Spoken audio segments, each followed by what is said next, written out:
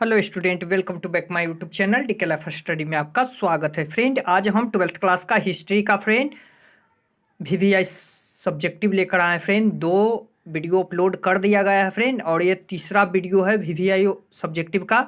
तो चलिए वीडियो को लाइक करके शेयर कर दें, और हमारे चैनल पर पहली बार विजिट कर रहे हैं तो चैनल को सब्सक्राइब करके और बेल आइकन प्रेस करना ना भूलें, ताकि जो भी मैं 12th क्लास का लेटेस्ट अपडेट वीडियो बनाऊँ आप तक पहुँचता रहे और आने वाले एग्जाम में आपको सहायता मिले। तो चलिए फ्रेंड आगे देखते हैं। देख सकते हैं फ्रेंड कि गंधार कला की विशेषताओं का उल्लेख करना है। गंधार कला है फ्रेंड, उनकी विशेषताओं का उल्लेख करना है। गंधार कला क्या है और इनकी विशेषता क्या है फ्रेंड, इसी के बारे में लिखना है। तो चलिए किस तरह से लिखना है आपको बताते हैं, तो वीडियो में बने रहे फ्रेंड। अगर आप हमारे चैनल पर पहली बार विजिट कर रहे हैं तो चैनल को सब्सक्राइब कर दें और बेल आइकन प्रेस करना ना भूलें। तो चलिए फ्रेंड किस तरह से लिखते हैं, देख सकते हैं फ्रेंड कि महायान बौद्ध धर्म में के उदय के साथ साथ गंधार कला का भी उदय हुआ था। देख सकते फ्रेंड, महायान था जो हीयान था फ्रेंड, और महायान, तो महायान बौद्ध धर्म के था और हीयान जैन धर्म के था फ्रेंड। तो महायान बौद्ध धर्म के उदय के साथ जो गंधार कला का भी उदय हुआ था, इसका विकास गंधार क्षेत्र अविभाजित भारत के पश्चिमोत्तर क्षेत्रों में हुआ था, पश्चिमोत्तर क्षेत्रों में हुआ था फ्रेंड, इसीलिए इसे गंधार कला कहा गया। देख सकते फ्रेंड, इस पर यूनानी कला शैली का प्रभाव था। किसका प्रभाव था फ्रेंड? यूनान के जो लोग थे उनकी कला की शैली का प्रभाव था। तो चलिए देख सकते हैं, इस कला में पहली बार बुद्ध को बोधिसत्व की मानवकार मूर्तियां विभिन्न मुद्राओं में बनी मूर्तियों में बालों का अलंकार पर विशेषता का ध्यान दिया है। देख सकते हैं, जो पहली बार इस कला में फ्रेंड मानवकार मूर्तियां और मुद्राओं से बनी हुई और मूर्तियां के बालों को अलंकार रूप से विशेष ध्यान दिया गया था। तो चलिए वीडियो को लाइक कर दे फ्रेंड, और हमारे चैनल पर पहली बार विजिट कर रहे हैं तो चैनल को सब्सक्राइब करके और बेल आइकन प्रेस करना ना भूले। तो चलिए फ्रेंड देख सकते हैं कि गुप्त कौन थे, गुप्त वंश के संस्थापक कौन था फ्रेंड। तो गुप्त कौन थे और गुप्त वंश का संस्थापक कौन था, चलिए गुप्त कौन थे फ्रेंड, इस विषय पर इतिहासकारों में बहुत मतभेद हैं। देख सकते फ्रेंड, गुप्त कौन थे इस विषय में इतिहासकारों में बहुत मतभेद है। डॉक्टर हेमंत चंद्र राय चौधरी उन्हें ब्राह्मण बनाते हैं, तो पंडित गौरी शंकर बिहारी प्रसाद शास्त्री उन्हें क्षत्रिय, अलंतकर जैसे इतिहासकार उन्हें वैश्य मानते हैं। देख सकते फ्रेंड कि जो इतिहासकारों के द्वारा लिखा गया कि गुप्त कौन है, तो कोई ब्राह्मण बता रहे हैं फ्रेंड, कोई क्षत्रिय अलंकर बता रहे हैं और कोई वैश्य मानते हैं। मतलब प्रत्येक इतिहासकारों को अपना अलग अलग ढंग से परिभाषित किए हैं गुप्त को। तो चलिए देख सकते हैं, कुछ इतिहासकारों तो उन्हें शूद्र भी कहते हैं, कहते से भी नहीं चूकते हैं। मतलब कोई इतिहासकार हैं फ्रेंड कुछ जो उन्हें शूद्र भी कहते हैं। तो चलिए देख सकते फ्रेंड कि अतः कोई ठोस आधार पर अभी तक मिला नहीं है, मतलब अभी तक पता नहीं है कि गुप्त कौन है जो गुप्त लोग के विषयों में पूर्ण रूप से जानकारी दे। मतलब अभी तक कोई इतिहासकार ऐसा नहीं बताया फ्रेंड कि गुप्त कौन है और उनकी क्या विशेषता है फ्रेंड। सभी इतिहासकार अपने अपने आधार पर परिभाषा दे रहे हैं गुप्त के बारे में। तो चलिए वीडियो को लाइक करके शेयर कर दें, और हमारे चैनल पर पहली बार विजिट कर रहे हैं तो चैनल को सब्सक्राइब करके बेल आइकन प्रेस करना ना भूलें।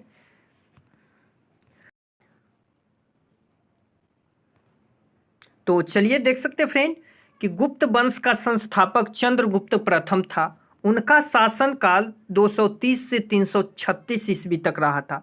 गुप्त वंश का जो संस्थापक के रूप में फ्रेंड वह श्रीगुप्त को माना जाता है, और उसके बाद चंद्रगुप्त प्रथम आए थे फ्रेंड, उनका शासनकाल 230 ईसा पूर्व से लेकर 336 ईसा पूर्व तक चला था। तो चलिए वीडियो को लाइक करके शेयर कर दें, और हमारे चैनल पर पहली बार विजिट कर रहे हैं चैनल को सब्सक्राइब करके और बेल आइकन प्रेस करना ना भूलें। चलिए फ्रेंड देख सकते हैं कि मौर्य साम्राज्य के 4 प्रांतों और उनकी राजधानियों के नाम लिखना है। देख सकते फ्रेंड, मौर्य साम्राज्य है, उनके 4 प्रांतों और राजधानियों के नाम लिखना है। तो चलिए, कि उपरा पंथ की राजधानी तक्षशिला थी। उपरा पंथ की राजधानी कहाँ थी फ्रेंड? तक्षशिला थी। और प्रचाय की राजधानी पाटलिपुत्र, प्रचाय की राजधानी पाटलिपुत्र। और दक्षिणापथ की राजधानी थी फ्रेंड जो सुवर्णगिरी।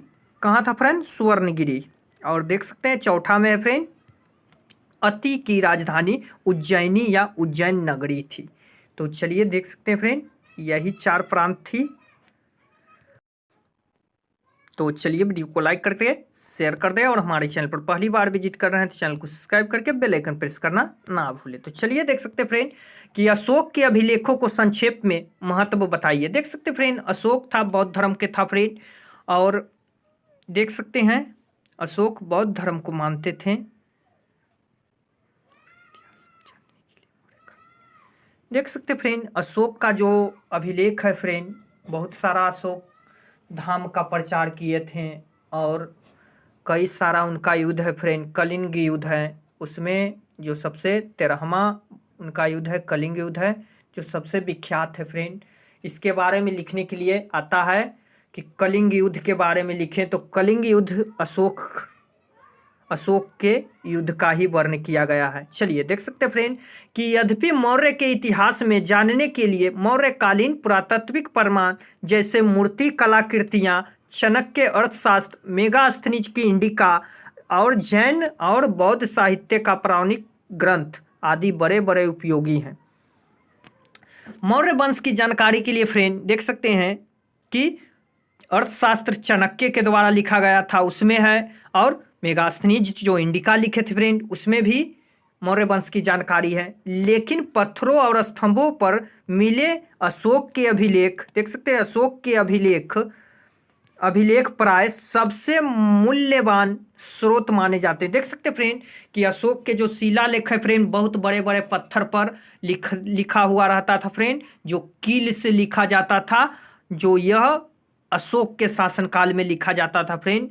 जो मूर्तियों पर कलाकृति और वहाँ पे नाम लिखा रहता था फ्रेंड, और लिपि लिखी जाती थी, यह सम्राट अशोक के समय में हुआ था। तो चलिए देख सकते हैं नीचे में, अशोक वह पहला सम्राट था जिसने अपने अधिकारियों और प्रजा के लिए संदेश की प्राकृतिक पत्थरों पर पॉलिश किए हुए हैं और स्तंभों पर लिखवाए थे। किनके लिए? देख सकते फ्रेंड, कि अशोक पहला ऐसा सम्राट था जिन्होंने अपने अधिकारियों और प्रजाओं के लिए प्राकृतिक पत्थरों और पॉलिश किए हुए स्तंभों पर लिखवाए थे। अशोक ने अपने अभिलेखों के माध्यम से धाम का प्रचार किया था। अशोक अपने अभिलेख से फ्रेंड धाम का प्रचार किया था, और देख सकते हैं इसमें बड़े प्रति आदर, सन्यासियों, ब्राह्मण के प्रति उदारता, सेवकों और दासों के साथ उदार व्यवस्था तथा दूसरे के धर्मों और परंपराओं का आदर सम्मिलित करते थे। तो देख सकते फ्रेंड, अशोक के समय में जो धाम का प्रचार था फ्रेंड काफ़ी ही विकसित था, और शिलालेख जो पत्थरों पर जो शिलालेख लिखा जाता था फ्रेंड कील से, वह अशोक के समय में ही हुआ था। तो चलिए फ्रेंड, वीडियो में बने रहें, और हमारे चैनल पर पहली बार विजिट कर रहे हैं तो चैनल को सब्सक्राइब करके बेल आइकन प्रेस करना ना भूलें। तो चलिए देख सकते हैं फ्रेंड, कि मौर्य साम्राज्य की विस्तार का विवेचना कीजिए। मौर्य साम्राज्य क्या था फ्रेंड, और उनका विस्तार किस तरह से था। और देख सकते फ्रेंड, मौर्य साम्राज्य की जानकारी इतिहास में फ्रेंड मेगास्थनीज के जो इंडिका पुस्तक है फ्रेंड, और कौटिल्य के अर्थशास्त्र पुस्तक है, इसमें चंद्रगुप्त मौर्य के बारे में ही, मौर्य प्रशासन के बारे में ही जानकारी मिलती है। तो चलिए देख सकते हैं कि मौर्य साम्राज्य के मध्य एशिया लगाम से लेकर चोल और चेर साम्राज्य के सीमाओं तक केरल पुत्र सिद्धू का पुत्र तक फैला हुआ है।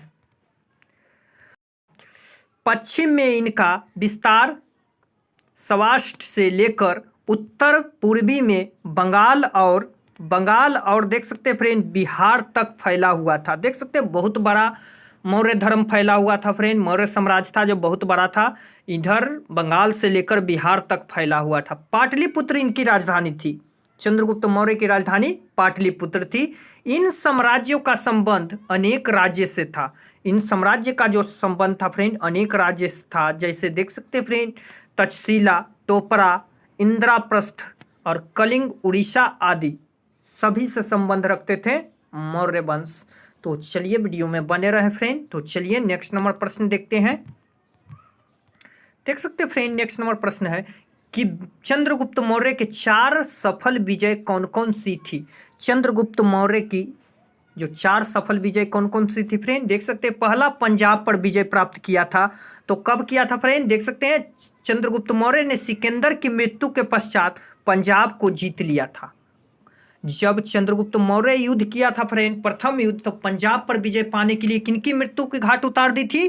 तो यह सिकंदर की मृत्यु की घाट उतार दी थी और पंजाब को जीत लिया था। कौन जीता था फ्रेंड चंद्रगुप्त मौर्य जीता था। चलिए दूसरा युद्ध में मगध पर विजय प्राप्ति किया था। मगध पर विजय चंद्रगुप्त मौर्य ने कौटिल्य चाणक्य की सहायता से मगध की अंतिम राजा घनानंद देख सकते हैं घनानंद की हत्या कर मगध को जीत लिया था। मगध किससे जीता फ्रेंड तो मगध घनानंद जी से जीता था। कौन जीता था तो चंद्रगुप्त मौर्य जीते थे। देख सकते हैं इनकी दूसरी लड़ाई भी जीत हो गई। और तीसरा में देख सकते हैं बंगाल पर विजय प्राप्त किए थे चंद्रगुप्त मौर्य ने। तो चंद्रगुप्त मौर्य ने पूर्वी भारत में बंगाल को भी जीतकर अपने अधिकार में कर लिए।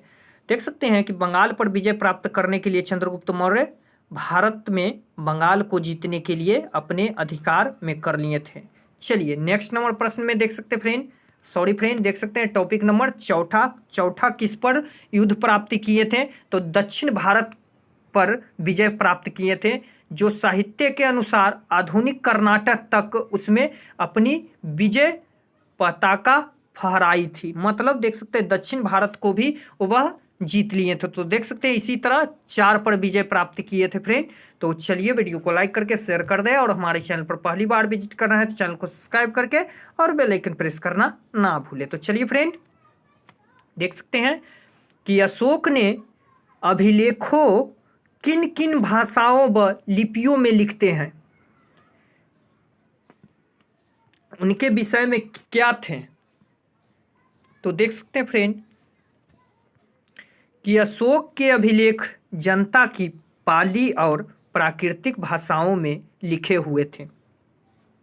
अशोक के जो अभिलेख है फ्रेंड पाली भाषा और प्राकृतिक भाषाओं में लिखे हुए थे। उन्होंने ब्राह्मण खरोटी लिपियों में प्रयोग हुआ था। उन्होंने ब्राह्मण और खरोटी लिपियों का ही प्रयोग हुआ था।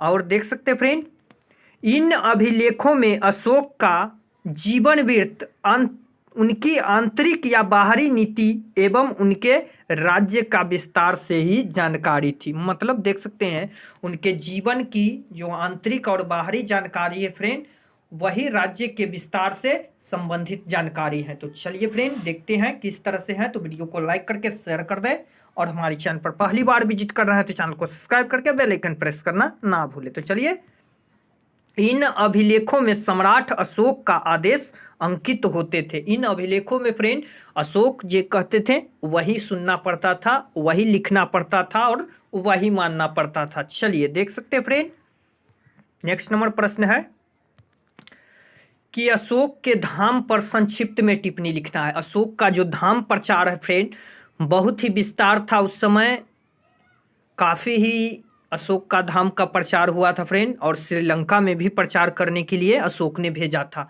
तो चलिए देख सकते हैं अशोक का धाम प्रचार पर किस तरह से लिखना है फ्रेंड। तो चलिए वीडियो में बने रहें और हमारे चैनल पर पहली बार विजिट कर रहे हैं तो चैनल को सब्सक्राइब करके बेल आइकन प्रेस करना ना भूले। तो चलिए धाम संस्कृत के धाम धर्म शब्द का प्राकृतिक रूप है। धाम संस्कृत के धर्म शब्द का प्राकृतिक रूप है। अशोक ने इनका प्रयोग विस्तृत अर्थ में किया। इस समय पर विद्वानों के बीच काफ़ी मतभेद हैं। बहुत से विद्वान धाम और बौद्ध धर्म में कोई फर्क नहीं मानते हैं। धाम और बौद्ध धर्म में कोई फर्क नहीं मानते हैं। अतः प्रारंभ में ही यह कह देना आवश्यक है कि धाम और बौद्ध धर्म दोनों अलग अलग बातें हैं। बौद्ध धर्म अशोक का व्यक्तित्व धर्म था, लेकिन उसमें जिस धाम की चर्चा अपने अभिलेखों में की है वह उनका सार्वजनिक धर्म था। देख सकते फ्रेंड कि अशोक का जो बौद्ध धर्म था वह उनका व्यक्तित्व धर्म था, और जिन धाम का वह प्रचार चर्चा किए थे वह अभिलेखों का है, और वह सार्वजनिक धर्म था तथा विभिन्न धर्मों का सार था। मतलब यह अलग बात है कि बौद्ध धर्म की कोई विशेषता भी उसमें मौजूद नहीं थी। देख सकते फ्रेंड, अशोक बौद्ध धर्म को मानते थे फ्रेंड, और वह अभिलेखों में उस धर्म को सार्वजनिक रूप से विभिन्न बताए हैं। यह बात अलग था जब बौद्ध धर्म की विशेषता भी उसमें मौजूद नहीं है। अशोक ने अपने अभिलेखों में कई स्थानों पर धाम धर्म का प्रयोग किया है। अशोक अपने जो अभिलेख में है फ्रेंड, कई स्थानों पर धाम और धर्म का प्रयोग किया है, किंतु भाबरू अभिलेख से छोड़कर जहां उसे बौद्ध धाम का संघ में अपना विश्वास प्रकट किया है, उसने कहीं भी धाम का प्रयोग बौद्ध धर्म के लिए नहीं किया है। मतलब देख सकते फ्रेंड कि जो बुद्ध धाम में और संघ में अपना विश्वास प्रकट किया है, उसमें कहीं भी धाम का प्रयोग बौद्ध धर्म के लिए नहीं किया गया है। तो चलिए देख सकते फ्रेंड कि बौद्ध धर्म के लिए सरधम या संघ शब्दों का प्रयोग किया है। इस तरह हम कह सकते हैं कि अशोक का धाम बौद्ध धर्म नहीं था, क्योंकि इसमें 4 आर्य सत्य, अष्टांगिक मार्ग और निवारण की चर्चा नहीं मिलती है। देख सकते हैं फ्रेंड कि अशोक का जो बौद्ध धर्म प्रचार था वह किस तरह से विख्यात और फैला हुआ था।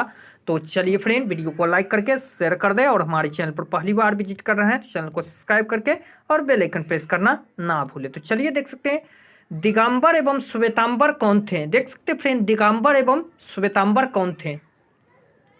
तो जैन धर्म 2 संप्रदाय में बन गए थे फ्रेंड, या बट गए थे कह सकते हैं। जैन धर्म दो संप्रदाय में बट गए थे, एक दिगंबर और दूसरा था श्वेतांबर। दिगंबर वस्त्र नहीं धारण करते थे, मतलब नंगे रहते थे फ्रेंड। दिगंबर थे जो वस्त्र धारण नहीं करते थे, जबकि श्वेतांबर उजले वस्त्र को धारण करते थे। दिगंबर जैन धर्म का उच्चारण पालन में कठोर होते थे, जबकि श्वेतांबर जैन उदार में होते थे। देख सकते फ्रेंड दोनों धर्म अलग अलग बंट गया था, और दोनों अपना अपना कर्तव्य का पालन कर रहा था। एक बिना वस्त्र का रहता था फ्रेंड, और एक उजला वस्त्र धारण करता था। तो चलिए देख सकते हैं श्वेतांबर 11 अंगों का प्रमुख धर्म मानते थे, और दिगंबर 24 पुराणों का। देख सकते हैं दिगंबर अपने 24 पुराणों को दिगंबर संप्रदाय यह मानता था। देख सकते हैं दोनों का धर्म बट गया फ्रेंड, तो अपना अंग भी बट गया। देख सकते हैं फ्रेंड दोनों अलग अलग धर्म मानने लगे। वह 11 अंग का प्रमुख धर्म माने, और ये 24 पुराणों का अलग अलग धर्म मानने लगे। देख सकते हैं फ्रेंड स्त्री शारीरिक और कौशल्य ज्ञान संभव नहीं है, और कैवल्य ज्ञान प्राप्त होने पर साधकों को भोजन की आवश्यकता नहीं पड़ती, किंतु श्वेतांबर संप्रदाय ऐसा नहीं मानते। श्वेतांबर संप्रदाय के अनुसार महावीर का निवारण 609 वर्ष बाद सन 83 रथबीलूर के भवभूति द्वारा बौद्धिक मत दिगंबर की स्थापना हुई थी। देख सकते फ्रेंड कि जो दिगंबर था और श्वेतांबर दोनों बट गया फ्रेंड, दोनों अपना अपना धर्म को मानने लगे।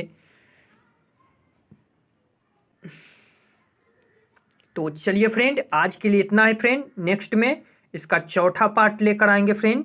तो चलिए आज के लिए इतना है फ्रेंड, वीडियो को लाइक करके शेयर कर दें, और हमारे चैनल पर पहली बार विजिट कर रहे हैं तो चैनल को सब्सक्राइब करके और बेल आइकन को प्रेस करना ना भूलें। तो चलिए फ्रेंड नेक्स्ट में फिर से आगे लेकर आएंगे। तो चलिए आज के लिए इतना ही फ्रेंड, तब तक के लिए टेक केयर, बाय।